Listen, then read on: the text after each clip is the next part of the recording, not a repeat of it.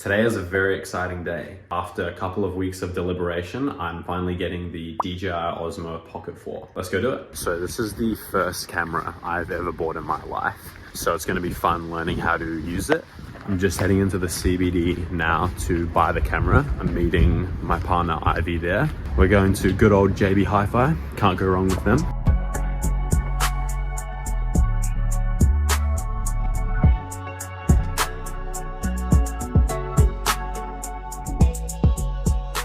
Alright guys, we just got back from JB Hi-Fi. Here is the Pocket 4. I'm gonna unbox it now. Can't believe I'm not doing it.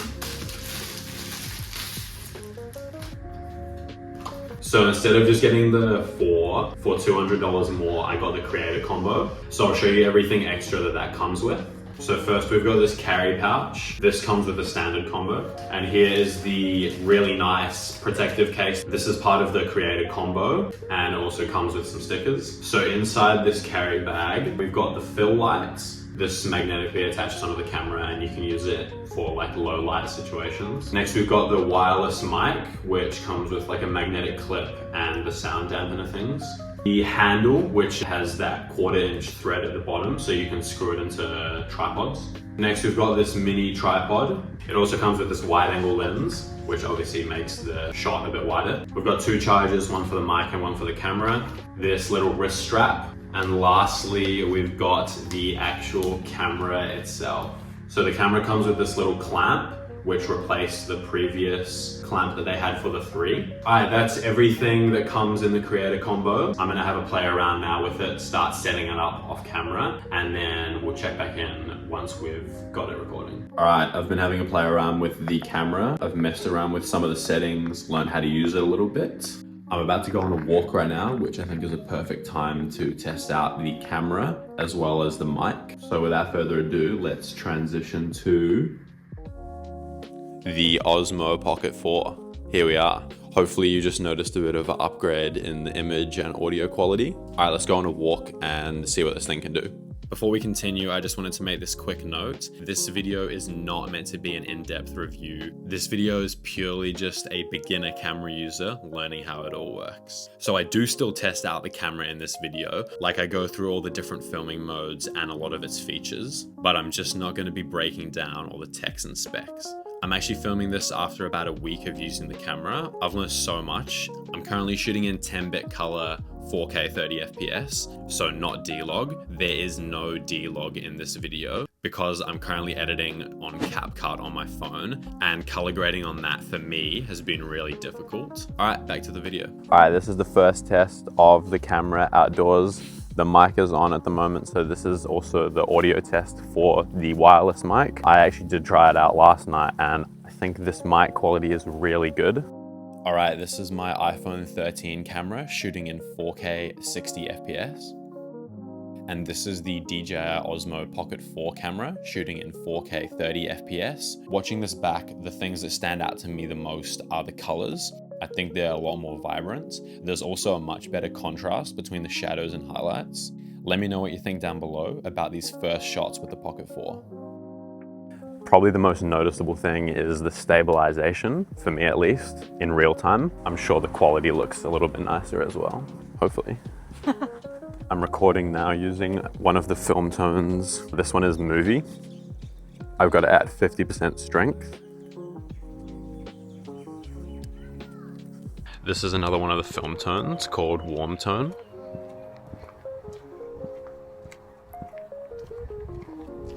Here's a comparison of my iPhone camera and the Pocket 4 camera in a really colorful situation. Again, I think the Pocket 4 colors look amazing here. This is me testing the gimbal stabilization while running. I stupidly only got a short clip, so I'm just replaying the same one. As you can see, my body's moving up and down while I'm running, and the camera is literally staying perfectly still. This is the Pocket 4 shooting in slow motion mode, which shoots in 4K at 240 FPS. One thing to note is that the slow motion mode doesn't record audio. All right, we're testing out the active track now. Ivy's filming, so just keep your hands still. We'll see how well it follows me. Let's test out the maximum gimbal range. All right, I'm gonna come back in now and see if it tracks back onto me.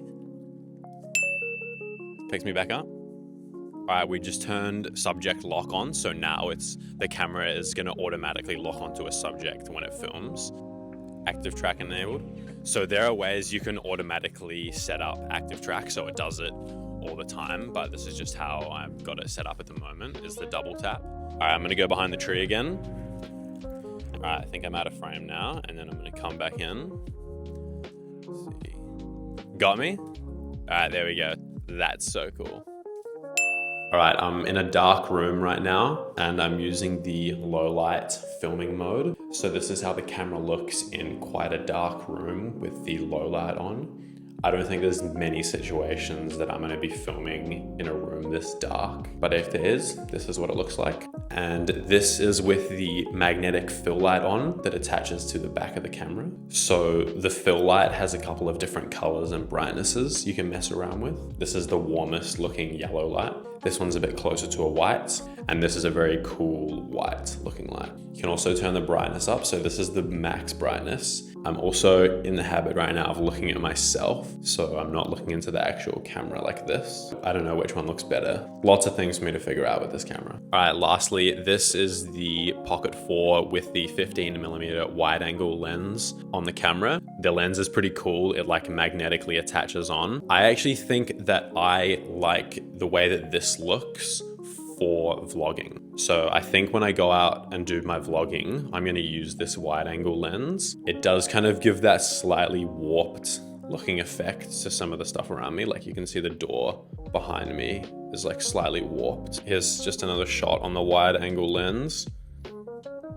All right, it's been a few days since I did all of those tests. Since then, a couple of things have changed. Firstly, I picked up some ND filters and the battery handle. The battery handle gives 2.5 hours extra battery life, and obviously it's also a longer handle. For me personally, I feel like the camera by itself is a bit small to hold onto while vlogging. So using that battery handle not only gives it 2.5 hours extra battery life, but it also feels much more comfortable to hold while vlogging. I've just been using the standard attachment and the screw-in tripod. ND filters, if you don't know what they are basically like sunglasses for your camera lens, and they also provide a little bit of motion blur, I believe, if you're shooting in lower FPS. I've also now had a really good play around with the camera settings and features to get what I think looks like a pretty good image quality. As I mentioned earlier in this video, I'm not shooting in D-Log at the moment. It's just too much of a pain to try and color grade in CapCut on my iPhone. For now, I'm just filming in 4K 30 FPS using 10-bit color and an ND filter.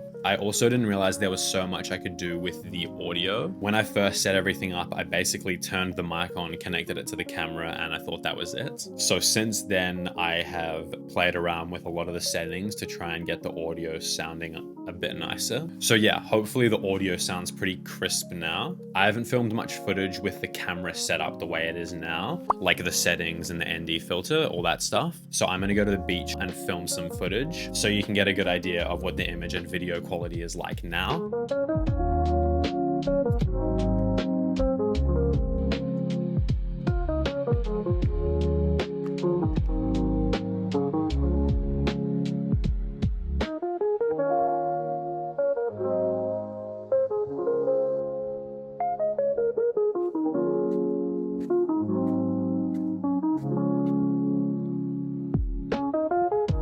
All right, let me know what you think of that footage. I just wanted to give my final thoughts on the camera before I wrap the video up. As I mentioned earlier, this is my first camera I've ever bought, and I would say I've been pleasantly surprised at how easy it's been to learn and get comfortable with. The interface is super easy to navigate once you learn it. After a few tutorials and about a week of using this camera, I feel like I'm confident enough now to go and record stuff that I'm really happy with. So hopefully this video finds its way to some people who are like me, looking to buy their first camera, and hopefully it gives you some helpful insight on this specific camera, the DJI Osmo Pocket 4. Hopefully you enjoyed the video. Thanks for watching, and I'll see you next time.